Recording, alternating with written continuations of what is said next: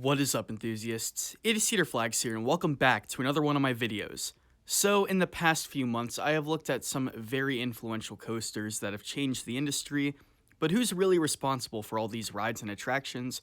Well, there are a lot of parks out there that like to keep it safe and keep it traditional, just so they could please everyone. But then, there are other parks out there that love to push the boundaries of theme parks and theme park engineering to show the guests what they have in store. Today, we are going to be shining spotlights on some of these parks that have really pushed the boundaries in theme park engineering and have showed the rest of the community what they have in store.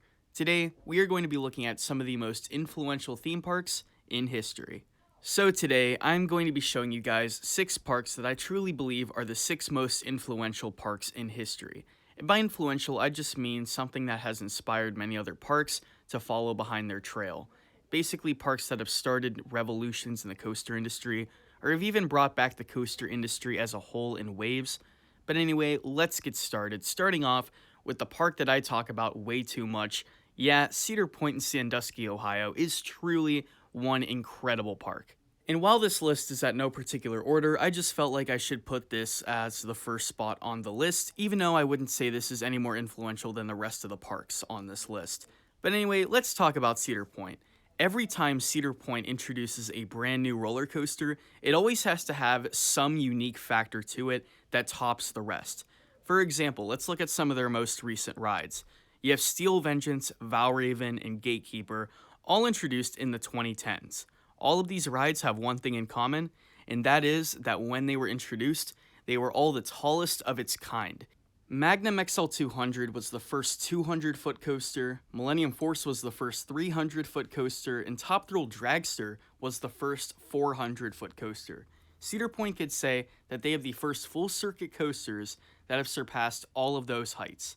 And every single one of those coasters has a very unique factor to them. Like, for example, a ride on Magnum is very different from a ride on Dragster. And not all the records have to necessarily be height records. For example, looking at a ride like Maverick, it doesn't necessarily break any records, but when it came out in 2007, it had a very unique style that no one's ever really seen before. It's an Intamin Blitz with a low-to-the-ground layout, and people loved it. In conclusion, Cedar Point has truly inspired other manufacturers and other parks to build bigger, better, and more amazing. Next, we are going overseas to the United Kingdom to talk about the one and the only Alton Towers. This is a park with a very interesting history built on the fields of a real castle, and ever since then it has provided some of the best thrills in the United Kingdom and in the world. It was the first ever park to have a B&M dive coaster, a B&M flying coaster, a drop track in 13, and 14 inversions on a coaster. That is right. Looking at the Smiler, which has been one of their biggest coasters, this roller coaster still holds the record for the most inversions on any coaster on Earth. Now, if that's not insane, I don't know what is. This ride has 2 lift hills and makes sure to compact all of those inversions in one layout. At the time of all of these rides introduced, including Oblivion, that dive coaster, and Air, now Galactica, the flying coaster, these rides were massive in the community and really gave Alton Towers a name for itself. Other rides include Wicker Man, which is a wooden coaster with lots of theming, Rita, an Intamin launch coaster, and Nemesis, one of the best themed B&M inverts out there. All of these rides are extremely unique. Built onto historic grounds, I truly think that it still gives these grounds a purpose. Next up, we are going into the past to talk about the Coney Island Parks in Brooklyn, New York.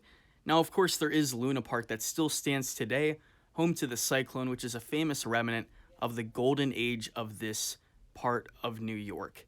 This part of New York had a bunch of different revolutionary roller coasters back in the late 1800s and the early 1900s, including the first roller coaster to have a vertical loop, the first roller coaster to have a chain lift, and the first full roller coaster to be in the United States entirely. This truly was a revolutionary place where engineers alike came to design some incredible attractions that would inspire future generations of roller coaster enthusiasts and roller coaster manufacturers. This park now is a lot more safe, with a lot of rides by Zamperla running the park, but anyway, it's not that much to look at the past and see what they used to offer.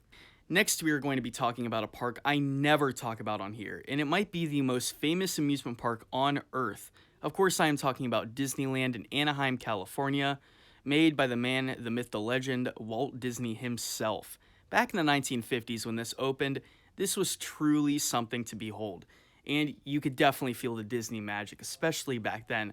I couldn't imagine a world full of trolley parks and smaller parks, and then going to Disneyland. I mean, think about that. This was truly the first amusement park to introduce all of this theming, and the theming truly is prevalent even to this day. Nothing looks outdated, and everything is starting to be more up to date. And even back then, I couldn't imagine how beautiful it looked compared to other theme parks, even in the LA area. Besides the theming, they also introduced the first ever tubular track steel roller coaster, which is the Matterhorn bobsleds, which still continues to thrill guests to this day. Going back to Ohio, now we are looking at the one and the only Kings Island in Mason, Ohio. Now, this amusement park is truly insane, and even though they like to be more safe today with their choices in roller coasters, before the Cedar Fair days, you could definitely see a lot of risks taken, especially back in the 70s. The Racer, by the way, the dueling wooden coaster that is still there to this day that opened up with the park, is credited for a new wave of roller coasters and potentially saving the coaster industry as a whole. Now, if that's not big news, I don't know what is. But anyway, after that, they introduced the one and only Beast, which became the longest coaster in the world, and to this day is the third longest in the world. It was truly an absolutely gargantuan ride, and also opened up as the tallest in the world, which is pretty cool. They also potentially had the first launch coaster in the world, and they had the first wooden hyper in the world, as well as the first aero suspended in the world. And even though those two didn't work out, you could see how amazing Kings Island is in trying to take risks. And some of those have failed, but some of those have worked out perfectly. So you could easily see why I put it on this list. And for the final park, we will be talking about the one and the only Six Flags Magic Mountain in Valencia, California, a few miles north of Disneyland. So this park opened up back in the 70s, and ever since then, it has been truly inspiring roller coasters all across the world. It started with the Revolution, the first modern looping coaster, and that was a major deal in the coaster business. After that, they introduced the one and the only Colossus, which became the tallest and fastest in the world at its date of opening. And ever since then, I've truly introduced some very unique concepts. For example, they introduced the first 4D coaster in X2 back in late 2001 or early 2002, depending on who you talk to. And they also had the first ever double-sided track in full throttle. And in modern times, they also have two modern Mobius loops. When it comes to Mobius loops, they are mostly older roller coasters that try to emphasize more space. But now Six Flags Magic Mountain has turned around that concept and made it more accessible to roller coasters now. I'm looking at both Twisted Colossus and West Coast Racers, which are two of their newer coasters that still tend to thrill everyone in the industry. This park also has the biggest collection of coasters in the world currently, but who knows what parks will take over as the leaders of the industry in the future. But that is my list. I know I only got to 6, and I might make a part 2 in this. But anyway, what do you think about this video? Let me know down in the comments below, and tell me what I should do next on this channel. I am liking the recent success, so anyway, let's continue.